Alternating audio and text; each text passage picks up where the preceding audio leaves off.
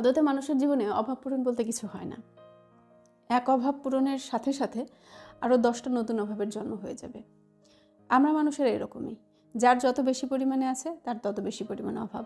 কারো সম্পদের অভাব, কারো সুখের অভাব, কারো শান্তির অভাব। পৃথিবীতে সবারই কোনো না কোনো অসুখ নিয়ে ভুগছি আমরা, কোনো না কোনো সমস্যা নিয়ে বেঁচে আছি আমরা।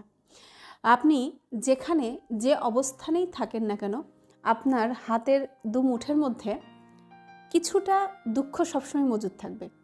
যে দুঃখ নিয়ে আমরা সবসময় পাগলামি করতে শুরু করি, সুখের কথা ভুলে যাই এবং এই পাগলামি থেকে আমাদের ডিপ্রেশন চলে আসে, মানসিক নানা রকমের সমস্যা তৈরি হয়। আসলে কিন্তু আমাদের চারপাশে তেমন কোনো সমস্যা নেই, কিন্তু আমরা নিজেরা সেই সমস্যাগুলো ফিল করি এবং সেই সমস্যাগুলো নিয়ে বেঁচে থাকি। একদিন আপনার দুঃখ থাকবে এই যে আপনার একটা ঘর নেই এবং সেই দুঃখ প্রতিনিয়ত আপনাকে তাড়িয়ে বেড়াবে। তারপরে আপনার একটা ঘর হবে, তারপরে আপনার আবার দুঃখ হবে যে আপনার কালো রঙের একটা গাড়ি নেই। সেই গাড়ির অভাবটা আবার আপনাকে দিনরাত তাড়িয়ে বেড়াবে এবং সেই অভাব পূরণ হওয়ার সাথে সাথে নতুন আরও 2 অভাবের জন্ম হয়ে যাবে। একদিন আবার অভাব থাকবে যে একটা প্রিয় মানুষ থাকার, সেই মানুষের সাথে একটু কথা না বলতে পারার আক্ষেপ থাকবে। যখন ভাগ্যের জোরে সেই মানুষটাকে আপনি পেয়ে যাবেন, তখন আপনার মনে হবে যে আসলে আপনি মানুষটাকে নাই সুখ চেয়েছিলেন, যে এই মানুষটা আপনাকে সেই সুখ এনে দিতে পারলো না।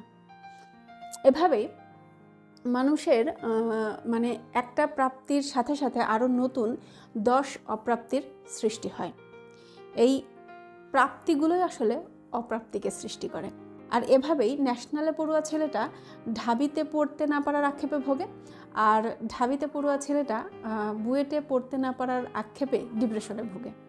আবার ছোট ব্যবসায়ী লোকটা সরকারি বড় অফিসার হতে না পারার যন্ত্রণায় ভুগবে, আবার সরকারি বড় অফিসার লোকটা কোনো বড় মন্ত্রী পদে বসবার কিংবা বড় ব্যবসায়ী হতে না পারার অনুশোচনায় ভুগে। এভাবে দেশের সবচেয়ে ধনী ব্যক্তিটিও পৃথিবীর সবচেয়ে ধনী ব্যক্তি না হতে পারার যন্ত্রণায় ভুগতে থাকে। আবার দেখেন, রাস্তার ধারে শুয়ে আছে, নাই বাড়ি নাই ঘর, সে একটা ঘরের অভাবে ভোগে। যখন সেই রকম তার ঘর হয়ে যায়, তখন সেই